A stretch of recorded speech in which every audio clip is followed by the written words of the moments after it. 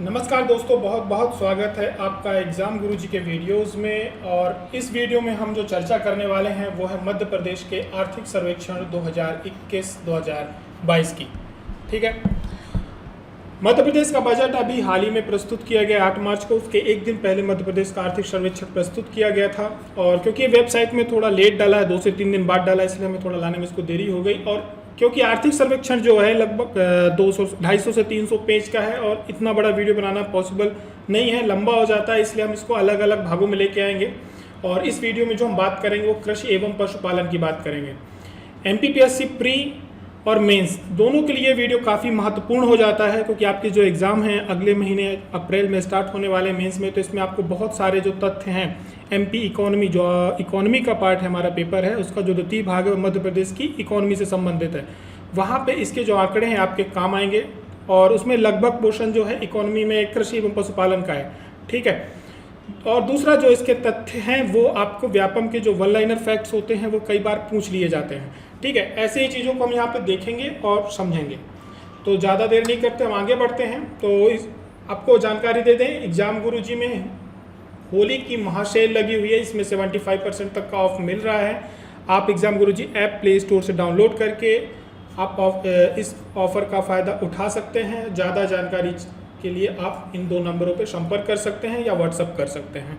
ठीक है, तो शुरुआत करते सबसे पहले सकल घरेलू उत्पाद यानी हम जीडीपी से। मध्य प्रदेश की जीडीपी में क्या चल रहा है, तो सबसे पहले देखिए स्थिर भावों में सकल घरेलू जो उत्पादन है 2021-22 में 5,64,514 करोड़ रुपए का है। स्थिर भाव कब के हैं? ये बेस ईयर जो है हमारा वो 2011 और 2012 है। ठीक है, और जो आधार वर्ष है हमारा वो कब का है? तो आधार वर्ष 2011-12 के स्थिर भावों पर 3,15,05,62 रुपए था। ठीक है, तो बेस ईयर क्या होता है, आधार वर्ष क्या होता है? आधार वर्ष जो होता है एक तरह का बेंचमार्क होता है। और इस समय पे सरकार जो होती है उस ईयर को ये लोग चूज करते हैं जिसमें ज़्यादा कोई प्राकृतिक आपदा ना आई हो, यानी जो उस समय के प्राइस हैं, ठीक है, उसमें ज़्यादा फ्लक्चुएशन ना हुआ हो, यानी मूल्यों में उतार चढ़ाव नहीं होना चाहिए। उस वर्ष को सरकार आधार वर्ष बना लेती है। ठीक है, चालू वर्ष क्या होता है? चालू वर्ष होता है ये हमारा वर्तमान का मूल्य होता है। तो जो जीडीपी की गणना की जाती है 2 उस पे की जाती है, एक तो बेस ईयर पे की जाती है, दूसरा चालू वर्ष पे की जाती है। ठीक है, तो अब आप देखेंगे जो हमारा प्राथमिक क्षेत्र है आधार वर्ष में, प्राथमिक क्षेत्र का जो योगदान था वो 33.85 था। प्राथमिक क्षेत्र क्या हमारा? कृषि है। प्राथमिक क्षेत्र का योगदान कितना था? 33.85। और 2020-21 में जो हमारा है वो कितना हो गया? 37.43 है। आधार वर्ष किसके आधार पे है? ये 2011-12 के भावों पे है। ठीक है, और सरकार जो अग्रिम अनुमान लगा रही वो ये लगा रही कि अगले वर्ष जो 2021-22 का होगा वो अग्रिम अनुपात उनका ये है कि अगले वर्ष 37.49 तक हम जा सकते हैं। द्वितीय क्षेत्र है उसका योगदान 2011-12 में कितना था? 27.09 था। और 2020-21 में कितना है? 24.99 है। ठीक है, जो हमारा तृतीय क्षेत्र है यानी सेवा क्षेत्र, उसमें 2011 में 39.06 था और वर्तमान में 37.58 है। ठीक है, तो यदि देखा जाए तो सबसे ज़्यादा योगदान किस क्षेत्र का है? हमारे मध्य प्रदेश की इकोनॉमी में सबसे ज़्यादा जो योगदान है कृषि क्षेत्र का है, 37.43। ठीक है, जीडीपी में प्राथमिक क्षेत्र का सर्वाधिक योगदान है 37.43। और सरकार अनुमान लगा रही है 2021-22 में जो प्राथमिक क्षेत्र है उसमें 10.32% और द्वितीय क्षेत्र में 10.59% और तृतीय क्षेत्र में 9.67% बढ़ोतरी का सरकार का अनुमान है। ठीक है, आगे बढ़ते हैं। तो प्रति व्यक्ति आय की बात करें तो स्थिर भाव में यानी 2011 और 12 के, ठीक है, स्थिर भाव में 2020-21 था, इसमें जो प्रति व्यक्ति आय थी, ठीक है, कितनी थी? 58,334 रुपये। आप देखेंगे तो जो प्रति व्यक्ति आय थी 2020-21 में वो 58,334 रुपये थी। 21-22 में कितनी हो गई है? 63,345 रुपये हो गई है। जो नीचे की आपको ये एरो दिख रहे हैं, ये जो कर्व दिख रहा है ये हमारा स्थिर भाव यानी बेस ईयर पे 11-12 पे है। ठीक है, जो ये वाला कर्व दिख रहा है ये हमारा करंट पे है। और बात करी जाए तो प्रचलित भाव की, तो प्रचलित भाव में 1,04,894 रुपये 20-21 में थे। वर्तमान में कितने हैं? वर्तमान में है 1,24,685 रुपये। तो बढ़ोतरी कितनी हुई है? 18.87 की। यदि प्रचलित भावों यानी करंट के प्राइस पे बात की जाए तो 18.87% की वृद्धि हुई है। और स्थिर भाव पर यानी बेस ईयर पे बात की जाए तो जो आधार वर्ष है उस पे हमारे 8.59% की बढ़ोतरी हुई है। और सरकार को जो राजस्व प्राप्तियां होने वाली हैं वो कितनी अनुमानित है? 2021-22 में सरकार को 1,64,677 करोड़ रुपए की अनुमानित है, और जो गत वर्ष से 20.05% ज़्यादा होगी। ऐसा क्यों होगा? एक तो जो जीएसटी है इसमें कलेक्शन बढ़ रहा है, ठीक है, पेट्रोल बाकी का काम कर ही रहा है, ठीक है। तो सरकार को ऐसा अनुमान है कि हम इस वर्ष ज़्यादा पैसा कमाने वाले हैं, ठीक है। अब चलते हैं हम अपने आंकड़ों की तरफ। यदि बात करी जाए कृषि क्षेत्र में फसलों के क्षेत्राच्छादन की, क्षेत्राच्छादन मतलब इसको आप सीधे मतलब कितने एरिया में कृषि में बुआई हुई है, ठीक है, बोनी की गई है। तो 2019-20 और 20-21 में सरकार हम लोग यहाँ पर तुलना करेंगे। जो 2019-20 में अनाज बोया गया था वो लगभग 15,426 हेक्टेयर में बोया गया था, और वर्तमान में जो बोया गया 2020-21 में बोया गया वो 15,315, यानी लगभग जो आप देखेंगे कि 0.72% की कमी हुई है, ठीक है। दलहन के क्षेत्र में बात करी जाए तो दलहन के क्षेत्र में 6.87 की वृद्धि हुई है, यानी इतने क्षेत्र पे दलहन किसान जो दलहन की खेती कर रहे हैं वो कर रहे हैं। बात की जाए तिलहन की तो तिलहन के क्षेत्र में 8,204 हेक्टेयर पे खेती की जा रही, जो कि पिछले वर्ष से बढ़ी है। कितनी बढ़ोतरी हुई है? 9.81% की बढ़ोतरी हुई। तो कुल खेती का जो रकबा है, ठीक है, यानी कितने लगभग 3.3% में खेती के रकबे में बढ़ोतरी हुई है, ठीक है। इसके कई कारण हो सकते हैं। ऐसा नहीं है कि एकदम से जो खेती है खेतों की संख्या में मतलब तो ज़मीन में बढ़ोतरी हो गई। ज़मीन में बढ़ोतरी नहीं हम इसको कह सकते हैं। ऐसा कह सकते हैं कि खेतों की संख्या भी बढ़ी है। खेतों की संख्या बढ़ने के कई कारण हो सकते हैं, क्योंकि हम लोगों के यहाँ पहले जो संयुक्त परिवार थे फिर वो धीरे धीरे क्या हुए, अलग होते गए, तो खेत बंटते गए, ठीक है। दूसरा, आप अभी जो वन सर्वेक्षण की रिपोर्ट आई है तो वन सर्वेक्षण की रिपोर्ट में भी ये आया है कि हमारे यहाँ वनों का जो एरिया था, ठीक है, सघन वन का जो क्षेत्र वो धीरे धीरे कम हो रहा है। खासतौर से जो अभी सरकार ने पट्टा देने का एक योजना चालू करी कि जिनका खेती कर रहे हैं हम उनको पट्टा देंगे, तो कई बार पट्टे के लालच में भी लोग वनों की कटाई कर रहे हैं और धीरे धीरे जो खेती है वहाँ पे खेती करना प्रारंभ कर दिए ताकि उनको पट्टे मिल जाए वहाँ पे। तो एक कारण ये भी हो जाता है, ठीक है। तो इसके बढ़ने के कई कारण होते हैं, ठीक है। अब बात करें उत्पादन की, तो आपको यहाँ पे याद रखना है कि उत्पादन के क्षेत्र पे बात करी जाए तो उत्पादन हमारे यहाँ अनाजों में 0.05% की बढ़ोतरी हुई है, दलहन में 29.81 की हुई है, तिलहन में 0.46% की बढ़ोतरी हुई है। तो कुल हमारे यहाँ उत्पादन बढ़ा है 2.01%, ठीक है। आप देखेंगे तो 2019-20 से 20-21 में उत्पादन बढ़ा है और क्षेत्रफल जो हमारा खेती का क्षेत्रफल है वो भी बढ़ा है, ठीक है। आगे बढ़ते हैं, फसलों को हम देखते हैं कि फसलों के आधार पे हम इसको बांटेंगे। खाद्यान्न फसलें होती है हमारी, दलहन होती है, तिलहन होती है, ठीक है। तो खाद्यान्न फसलों की यहाँ पे बात की जा रही है। तो हमारे यहाँ की प्रमुख खाद्यान्न फसलें कौन सी हैं? धान है, मक्का है, गेहूँ है, ठीक है। ये प्रश्न आपके MPPSC में कई बार पूछ लिए जाते हैं कि सर्वाधिक जो हमारे यहाँ खेती होती है, खेती का क्षेत्रफल है किस ज़्यादा होती है, ठीक है। यह हमारे यहाँ खाद्यान्न फसलों में सर्वाधिक किस क्षेत्र में खेती की जाती है या उत्पादन किसका सर्वाधिक होता है, ये आपसे पूछ लिया जा सकता है, ठीक है। तो आप देखेंगे कि 2017-18 से 20-21 का जब आप सिनेरियो देखेंगे तो आप पाएंगे कि धान के रकबे में धीरे धीरे बढ़ोतरी हो रही है, ठीक है। लेकिन 19-20 में और 20-21 में 10.64% की बढ़ोतरी हुई है। वहीं मक्के में आप देखेंगे तो मक्के में 1456 हेक्टेयर में खेती की जाती है, जिसमें पहले जो था 2019-20 में 1537 हेक्टेयर पे खेती की जाती थी, यानी कमी दर्ज की गई है। गेहूं में भी कमी दर्ज की गई है। इसके कई कारण हो सकते हैं, क्योंकि धान में क्या है, धान की उपज, एक तो सिंचित क्षेत्र हमारा मध्य प्रदेश में धीरे धीरे बढ़ रहा है। जैसे जैसे सिंचाई बढ़ेगी तो धान की खेती भी लोग ज़्यादा करेंगे, क्योंकि धान में जो धान का मूल्य होता है वो उन्हें ज़्यादा मिलता है, ठीक है। तो एक इसके कारण भी। दूसरा, भवांतर भुवंतर योजना में ये सभी फसलें सम्मिलित हैं, तो उसमें जो बीज का भाव है वो भी उनको मिल रहा है। तो एक बार किसान जो होते हैं इधर की तरफ भी झुकने का एक कारण ये भी हो सकता है, ठीक है।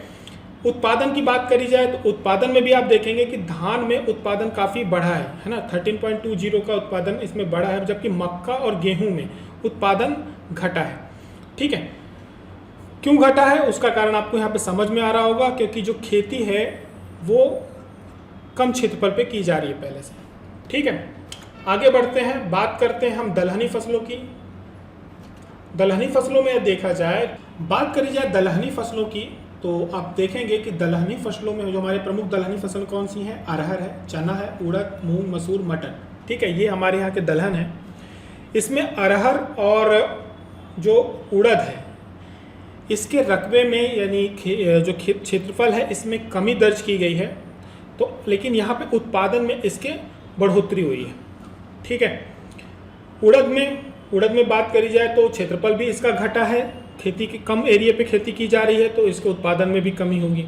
ठीक है, तो आप इसको यदि आप आंकड़ों के हिसाब से याद रखना है, आपको यदि प्री में पूछा जाएगा तो प्रमुख जो हमारी दलहन फसल है तो क्षेत्रफल के हिसाब से सर्वाधिक किसकी खेती की जाती है, उत्पादन की दृष्टि से हमारे क्रम से करने के लिए आ सकते हैं कि सर्वाधिक उत्पादन के क्रम में इसको आप लगाइए, तो आप इसमें याद रखेंगे सबसे ज़्यादा हमारे यहाँ चना होता है उत्पादन में। ठीक है, दूसरे नंबर पे मूंग होता है, तीसरे नंबर पे हमारे यहाँ मसूर होता है, फिर इसके बाद हमारे यहाँ अरहर आती है और फिर मटर होती है। ठीक है, इसी प्रकार से क्षेत्राधन के क्षेत्र पे भी याद रखना है कि सर्वाधिक किस की खेती हमारे ज़्यादा से ज़्यादा क्षेत्रफल पे की जाती है, तो इसके क्रम से आपसे पूछे जा सकते हैं। आगे की तरफ बढ़ते हैं, बात करते हैं तिलहन फसलों की। तिलहन फसलों में हमारे यहाँ की जो प्रमुख तिलहन फसलें हैं वो है राई, सरसों और सोयाबीन। ठीक है, तो जो सर्वाधिक खेती की जाती है सोयाबीन स्टेट है, क्योंकि मध्य प्रदेश तो सोयाबीन में खेती की जाती है। ठीक है, उसके बाद हमारे यहाँ राई और सरसों की जाती है। बढ़ोतरी यदि आप देखेंगे तो राई सरसों में हुई है और सोयाबीन में थोड़ी कम बढ़ोतरी हुई है, लेकिन पिछले 2017, 18, 19, 20 में आप जब ये क्रम देखेंगे तो सोयाबीन के क्षेत्रफल में थोड़ा सा बढ़ोतरी हो रही है। ठीक है, यदि बात करी जाए उत्पादन की तो आप ध्यान देंगे कि सोयाबीन का जो एरिया है वो बढ़ा है खेती का, लेकिन उसके उत्पादन में बहुत कमी दर्ज की गई, यानी -12.60 की कमी हुई है। आगे की तरफ बात करते हैं वाणिज्यिक फसलों की। जो हमारे की प्रमुख वाणिज्यिक फसलें हैं वो है गन्ना और कपास। ठीक है, गन्ना और कपास में खेती की तरफ रुझान कृषकों का कम हुआ है। ठीक है, जिसकी वजह से उत्पादन में भी कमी आई है और रुझान भी उनका खेती उधर की तरफ थोड़ा सा कम हुआ है, क्योंकि दोनों फसलें सिंचित फसलें हैं और सिंचाई की काफ़ी ज़्यादा आवश्यकता होती है। आगे बढ़ते हैं, हम देखते हैं पशुधन एवं कुक्कुट विकास। मध्य प्रदेश राज्य पशुधन एवं कुक्कुट विकास निगम की स्थापना जो की गई थी वो 19 नवंबर 1982 को की गई थी। ठीक है, इसके मुख्य उद्देश्य क्या है? इसके मुख्य उद्देश्य आपको पता है, पशु तथा कुक्कुट उत्पादों का उत्पादन, संग्रहण, पालन पोषण और विपणन करना है। देखा जाए तो मध्य प्रदेश में पशुधन में वृद्धि दर्ज की गई 2012 से 2019 में। यदि हम इसका कंपेयर करेंगे तो पाएंगे कि आप इसमें काफ़ी वृद्धि दर्ज की गई है। इसके पीछे कई कारण हैं। केंद्र सरकार और जो राज्य सरकार है दोनों इसके लिए प्रयास कर रही हैं और बहुत सारी योजनाएं इसके लिए चालू की गई हैं। लोगों को डेयरी लगाने के लिए भी कई प्रकार से योजनाएं चल रही हैं जिसमें लोन प्रोवाइड किया जाता है। ठीक है, किसानों को जो पहले सबसे बड़ी समस्या थी उनकी कि जो उनके पास नस्लें थी उनमें दुग्ध उत्पादन काफ़ी कम था, तो नस्लों पे भी सुधार किया जा रहा है। उसके लिए अलग अलग संस्थान सभी जिलों में चालू किए जा रहे हैं। ठीक है, तो इसकी वजह से क्या हुआ है कि लोगों की जो रुचि है वो पशुओं को पालने की तरफ बढ़ी है, जिसकी वजह से दुग्ध उत्पादन भी मध्य प्रदेश का बढ़ा है। ठीक है, इसका क्योंकि जो हमारा पारंपरिक तरीके से देखा जाए तो एक केवल कृषि उत्पाद यदि आप बात करें जाए तो केवल खेती में अनाज उत्पादन के माध्यम से किसानों की आय नहीं बढ़ाई जा सकती। उसके लिए उन्हें साथ साथ में उद्यानिकी और पशु और बाकी के जो छोटे छोटे क्षेत्र हैं उनसे भी उनको जुड़ना पड़ेगा ताकि उनकी मासिक आय भी हो। तो पशुधन इसका एक बहुत सरल माध्यम है, क्योंकि जो किसान होते हैं उनके पास पशुओं के लिए जो भी आवश्यक चीज़ें होती हैं, ठीक है, उनके लिए चारा भूसा जो भी ज़रूरत होती है वो उनके पास उपलब्ध होता है। उनकी एक मासिक आय भी निश्चित हो जाती है। तो सरकार ने इसको ध्यान रख करके बहुत सारी योजनाएं चालू की हैं और बीच बीच में कुछ पुरस्कार योजनाएं भी चालू की। गोपाल पालक योजना करके ऐसे कुछ गोपाल पालक योजना करके चालू है, जिसमें जो जिनकी गायें ज़्यादा दूध देती हैं ना, जिला स्तर पर और प्रदेश स्तर पर उस पर कॉम्पिटिशन भी होता है, तो उसको कुछ राशि दी जाती है, 50,000 1 लाख के आसपास कुछ मिलती है। आप उसको देख लेंगे। उसकी वजह से भी और साथ साथ क्या है कि अब पहले एक समस्या और थी जो गाय थी या भैंस थे, नस्लें थी, वो दूध ज़्यादा नहीं देती थी, तो नस्लों को सुधार दिया गया। और अगल बगल के जो क्षेत्र हैं वहाँ पे अब किसानों को दूध के लिए उन्हें सहकारिता को बढ़ावा दिया, तो दूध उनको बेचना आसान हो गया। ठीक है, तो इसके कारण दुग्ध उत्पादन में काफ़ी बढ़ोतरी दर्ज की गई है। अब बात करते हैं जैविक खेती की, जिसका आपके आर्थिक सर्वेक्षण में कुछ ज़्यादा जिक्र नहीं था, लेकिन यह है क्योंकि आपका जो मेंस का सिलेबस है उसमें यह एक विषय आपको वहाँ पे मिलना है। ठीक है, सिलेबस में उसमें नहीं, क्या कहते हैं, आर्थिक सर्वेक्षण में नहीं था, लेकिन हमने इसको शामिल किया है। अब आप देखेंगे कि मध्य प्रदेश में जो जैविक खेती का कुल क्षेत्रफल है वो 16,37,000 हेक्टेयर है, जो कि देश में सर्वाधिक है, ये आपको पता है। ठीक है, और जैविक उत्पाद जो उत्पादन हो रहा है उसका भी, अब क्योंकि क्षेत्रफल ज़्यादा है तो उत्पादन भी मध्य प्रदेश में देश में ज़्यादा होगा। ठीक है, अब इसको प्रोत्साहित करने के लिए सरकार ने अपना टारगेट किया है कि हम इसको 17,31,000 हेक्टेयर में इसको हम प्रमाणित करेंगे। तो जैविक खेती क्या होती है, एक तो आसान नहीं होती है, पहली बात। इसकी जो प्रोसेस है वो काफ़ी लंबी होती है, लगभग 3 साल का लगता है किसी एक खेत को जैविक खेत के रूप में बनने में। और इसका लगातार इसका प्रमाणित, इसका एक सर्टिफिकेट मिलता है कि हाँ ये खेत भी जैविक हो चुका है और खेती भी जो प्रोडक्ट हो रहा है वो भी जैविक, यानी ऑर्गेनिक फार्मिंग जिसको हम लोग बोलते हैं। ऑर्गेनिक प्रोडक्ट आप देख रहे होंगे मार्केट में काफ़ी आ रहे हैं, लगभग सभी आ रहे हैं, सब्जियां भी आ रही हैं ऑर्गेनिक। ठीक है, ऑर्गेनिक आपके अनाज भी आ रहे हैं, ऑर्गेनिक मसाले भी आ रहे हैं। ठीक है, ऑर्गेनिक ऑयल भी अब स्टार्ट हो गया है, क्योंकि क्या हुआ है, एक तो ये स्वास्थ्य की दृष्टि से काफ़ी अच्छा होता है, तो जिसकी वजह से अब लोग स्वास्थ्य को लेकर के काफ़ी जागरूक हैं। और ये थोड़ा कॉस्टली होता है, थोड़ा नहीं थोड़ा ज़्यादा कॉस्टली होता है, जिसकी वजह से अभी मार्केट उस स्तर पे नहीं उपलब्ध हुआ है। क्योंकि खेती इसकी काफ़ी, एक साल यदि किसी एक खेत को हमें जैविक खेत बनाना है तो उसको मिनिमम 3 साल लग जाते हैं। ठीक है, अब 3 साल लगेंगे, उसको उत्पादन भी उतना नहीं मिलेगा, तो स्वाभाविक चीज़ है कि इसका जो प्रोडक्ट होंगे वो महंगे होंगे। तो अभी इसके जो प्रोडक्ट मिल रहे हैं वो महंगे मिल रहे हैं, धीरे धीरे जैसे इसका क्षेत्रफल बढ़ता जाएगा तो इसके प्रोडक्ट भी सस्ते होंगे। लेकिन किसानों के लिए एक अच्छा मार्केट है, क्योंकि उनकी आय में काफ़ी बढ़ोतरी भी होती है। ठीक है, तो इसके लिए सरकार क्या कर रही है, इसके लिए अब हमें एक मार्केट भी चाहिए। क्योंकि अब आप, ठीक है, आपने एक तय कर लिया कि हमें 16 लाख क्या कहते हैं हेक्टेयर पे खेती करनी है इसकी। ठीक है, लेकिन अब जो प्रोडक्शन होगा, आप इसको 17 लाख लेके जाओगे, प्रोडक्शन भी बढ़ेगा। जब प्रोडक्शन बढ़ेगा तो आपको इसके लिए मार्केट भी चाहिए होगा, यानी उसको परचेज करने वालों की भी आबादी उतनी होनी चाहिए। तो सरकार इसके लिए क्या करती है कि एक तो स्वास्थ्य जागरूकता लेकर के आती है कि आप ऑर्गेनिक वेजिटेबल्स खाइए, ऑर्गेनिक आप जो भी सब्जियां हैं, मसाले हैं, ऑर्गेनिक अनाज हैं, आप इनका सेवन करिए ताकि आपके स्वास्थ्य के लिए अच्छा रहे, आपको डॉक्टर के पास कम जाना पड़े। तो आप स्वाभाविक रूप से आप 4 पैसे खर्च कर दोगे, लेकिन आप डॉक्टर के पास जाना पसंद नहीं करोगे। तो इससे क्या होगा, किसानों के लिए भी एक मार्केट बनेगा। मार्केट बनेगा क्यों, क्योंकि जो खाने वाले हैं उनकी रुचि बनेगी। ठीक है, तो ऑर्गेनिक फार्मिंग में भी मध्य प्रदेश काफ़ी अच्छा प्रदर्शन कर रहा है। अब बात करी जाए तो इसकी कितना निर्यात किया है, तो पिछले वित्त वर्ष में मध्य प्रदेश ने 2,683 करोड़ रुपए के लगभग 5 लाख मीट्रिक टन का जैविक उत्पाद निर्यात किए हैं। अब सरकार इस वर्ष आगे की जो एक इसके लिए अलग अलग क्लस्टर बनाए जा रहे हैं, कई प्रकार की जो किसान हैं उनको धीरे धीरे एक बोलते हैं कि क्योंकि ये खेती महंगी होती है तो किसानों को भी इसके लिए धीरे धीरे उनको समझाया जा रहा है कि इसका आपको स्वास्थ्य की दृष्टि से भी और आपके खेत के लिए भी काफ़ी फायदेमंद है। अब यहाँ पर एक बात होती है कि 99,000 हेक्टेयर क्षेत्र में प्राकृतिक खेती का मध्य प्रदेश सरकार का इस वर्ष का लक्ष्य है। प्राकृतिक खेती और जैविक खेती को लेकर के हमें कन्फ्यूजन नहीं रखना है।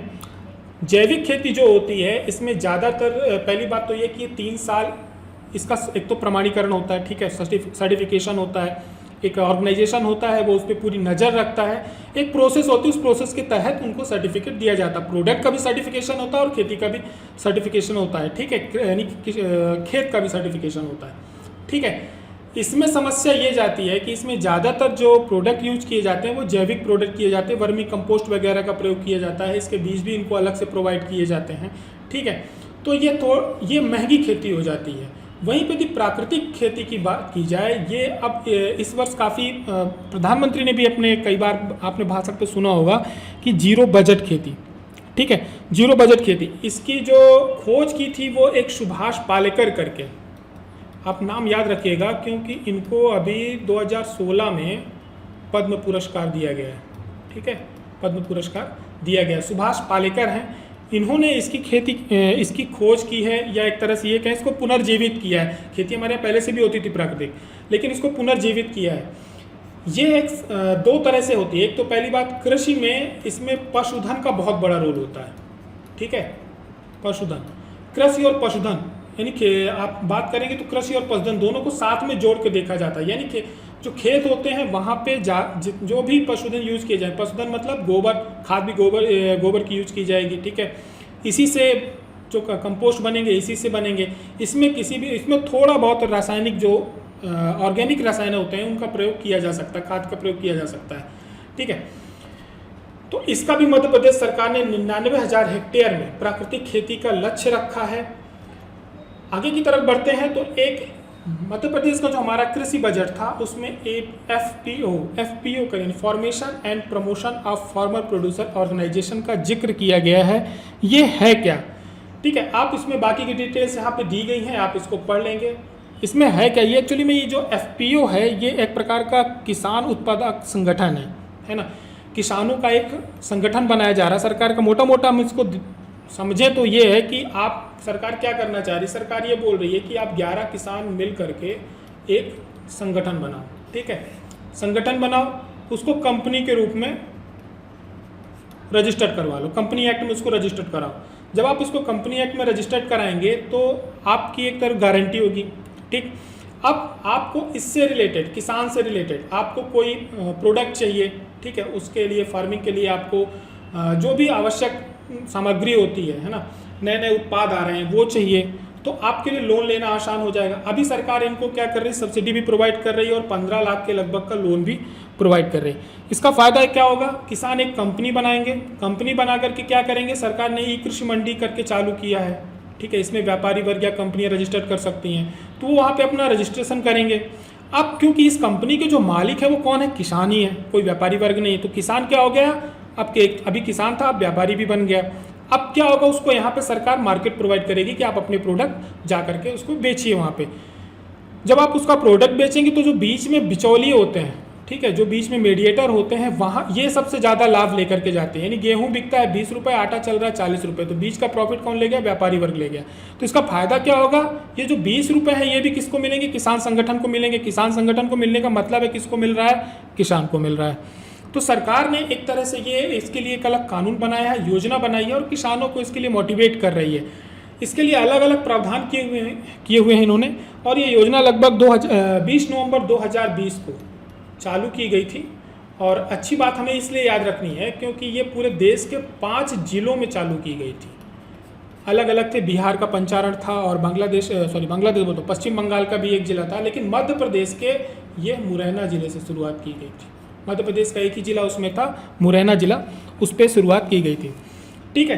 तो अब आप मोटा मोटा समझ गए होंगे कि एफपीओ है क्या। बाकी की डिटेल मैंने यहाँ पे दे रखी है कि इसकी नाबार्ड का इसमें क्या रोल है, ठीक है, और इसमें कितनी कंपनियों का गठन किया जा चुका है, ये सब चीज़ें दी गई हैं। सरकार का टारगेट क्या है, ठीक है। तो आप यहाँ पे इसको देख लेंगे, लेकिन आपको ध्यान रखना है कि ये किसानों का संगठन है। संगठित किसान मिलकर के एक कंपनी का निर्माण करते हैं। मैदानी क्षेत्र और आपका यदि बात की जाए जो पहाड़ी क्षेत्र, इसके लिए अलग अलग नियम है। मैदानी क्षेत्रों के लिए इन्होंने बना रखा है कि यदि आपको एक बड़ी कंपनी बनानी तो आपके 300 किसान उस पर रजिस्टर्ड होने चाहिए, यानी 300 किसानों का संगठन होना चाहिए। पहाड़ी क्षेत्रों के लिए, पहाड़ी क्षेत्रों में कई प्रकार के उत्पाद होते हैं। आपका वनोपज होता है, मधुमक्खी से शहद निकलता है, उसकी खेती होती है, ठीक है, औषधियाँ भी होती हैं। तो इस प्रकार की खेती के लिए शहतूत की भी खेती होती है, ठीक है, रेशम का भी कई होता है। तो उसके लिए सरकार क्या कह रही है कि क्योंकि अब ये इनके लिए एक तो मार्केट नहीं था, औने पौने दाम में व्यापारी जा करके खरीद रहा है उनसे और बेच मार्केट में पूरा प्रॉफिट लेकर के जा रहा है। तो सरकार ने व्यापारियों के और किसानों के बीच में एक बोलते हैं ना कि कंपटीशन पैदा कर दिया है, जिसका फ़ायदा किसको मिलना है, उपभोक्ता को मिलना है, ठीक है, हमें मिलने वाला है। तो सरकार का जो लक्ष्य है, एक अच्छी योजना है, एक अच्छा उद्देश्य है। बाकी का कितना सफल होता है इसको हम आगे देखेंगे। आगे की तरफ बढ़ते हैं। अब बात करी जाए पूरा अभी तक जो हमने कृषि क्षेत्र का सर्वेक्षण समझा है, इसमें हमें याद क्या रखना है प्री की दृष्टि से। तो सबसे पहली बात तो इसमें नए 1130 कृषि उत्पादक संगठनों का निर्माण किया गया है, एफपीओस का, ठीक है। प्रधानमंत्री किसान सम्मान निधि और मुख्यमंत्री किसान कल्याण योजना दोनों को मिलाकर के 10,000 रुपये मिलते हैं, ये याद रखना है। लगभग याद हो गया होगा क्योंकि हर साल इसका बहुत बड़ा आयोजन किया जाता है, ठीक है। कृषि उपज को सुरक्षित रखने के लिए अपने यहाँ जो भंडारण क्षमता है वो बढ़ा दी गई है, 203,39,000 मीट्रिक टन हो गई है। गेहूँ उपार्जन की बात करी जाए तो गेहूँ उपार्जन कितना हुआ, 128,16,000 मीट्रिक टन हुआ है, और धान का उपार्जन 45,86,000 मीट्रिक टन हुआ है, ठीक है। दुग्ध उत्पादन कितना बढ़ा हमारा, दुग्ध उत्पादन बढ़ गया है, 17,999 मीट्रिक टन हो गया है। अब जो दुग्ध सहकारी समितियां हैं उनकी संख्या में काफ़ी बढ़ोतरी हुई है, लगभग 10,205 हुई है, इनमें से एक्टिव 7,205 हैं। और अब ये बात आपसे ये कर ली है कि समितियों का प्रतिदिन का औसतन दूध उत्पादन कितना है, संकलन कितना कर रही हैं, तो 5.60 किलोग्राम दूध का संकलन कर रही हैं, ठीक है। मध्य प्रदेश में सिंचित क्षेत्रों में जो वृद्धि हुई उसका फायदा धान, गेहूं, कपास, मसाला के जो सिंचित क्षेत्र हैं इन पे बढ़ोतरी हुई है, ठीक है। अब बात करी जाए तो पिछले साल की तुलना में कितनी बढ़ोतरी हुई, तो 15.90 हुई है। जो हमने बजट का वीडियो देखा है, आपने बजट का वीडियो आप जरूर देखें यदि आपने नहीं देखा है, वहाँ पे इस पर काफ़ी विस्तार से जानकारी दी गई कि सरकार का कृषि क्षेत्र के लिए काफ़ी बड़े लक्ष्य हैं, ठीक है। सिंचित क्षेत्र बढ़ाने का लक्ष्य है, जैविक खेती के लिए भी लक्ष्य है, जो किसान हैं उनको विद्युत समय पे मिले और ज़्यादा से ज़्यादा मिले उसका भी लक्ष्य है, नहरों के विकास के लिए भी लक्ष्य है, सोलर पंप की योजनाएं भी। ये सारी योजनाएं जो चल रही हैं वो किससे जुड़ी हुई, कृषि क्षेत्र से जुड़ी हुई, क्योंकि मध्य प्रदेश क्या है, मध्य प्रदेश पूरी तरह से कृषि पे डिपेंडेंट राज्य है। हमारे यहाँ एक बहुत बड़ी आबादी लगभग 75% के आसपास गाँव में निवास करती है जो कि खेती से जुड़ी हुई है, और इनका जो कृषि रकबा है वो धीरे धीरे छोटा होता जा रहा है। खेती का जो इनके खेत है, खेतों का साइज काफ़ी कम हो गया है, 1 हेक्टेयर के अंदर पहुंच गया है। खेतों की संख्या बढ़ गई, हमारे यहाँ खेतों का आकार कम हो गया है। ये थोड़ा सा चिंता वाली बात है, क्योंकि जब खेतों का आकार घटता है तो खेती क्या होती है, खेती महंगी हो जाती है, क्योंकि किसान के पास ज़मीन कम हो जाती है और उसको पूरी ऊर्जा वहाँ वो लगाता है। इसीलिए सरकार ने क्या किया है, उद्यान की, वन की, आपके उद्यानों की खेती, फूलों की खेती आप देख रहे होंगे, फलोदार इनके फलों की खेती, इन सब चीज़ों के लिए किसानों को प्रोत्साहित कर रही है कि आप अनाज से बाकी चीज़ों की तरफ भी बढ़िए, क्योंकि जो आपकी जितनी आप मेहनत कर रहे हो उससे ज़्यादा आपको लाभ यहाँ पे मिलेगा, क्योंकि अनाजों का उत्पादन बहुत ज़्यादा है लेकिन आपको लाभ कम मिलता है, ठीक है। अगले वीडियो में हम देखेंगे मध्य प्रदेश के आर्थिक सर्वेक्षण से विद्युत और उद्योग से जुड़ी हुई चीज़ों के बारे में बात करेंगे। आपको वीडियो कैसा लगा ज़रूर बताएं। यदि आपके कुछ सुझाव हैं तो सुझाव नीचे कमेंट बॉक्स में दे सकते हैं, इससे हमें प्रोत्साहन भी मिलता है और जानकारी मिलती है कि आपकी रिक्वायरमेंट क्या है और हमें क्या क्या सुधार करने चाहिए, ठीक है। फिर मुलाकात होती है अगले वीडियो में, तब तक के लिए जय हिंद, जय भारत।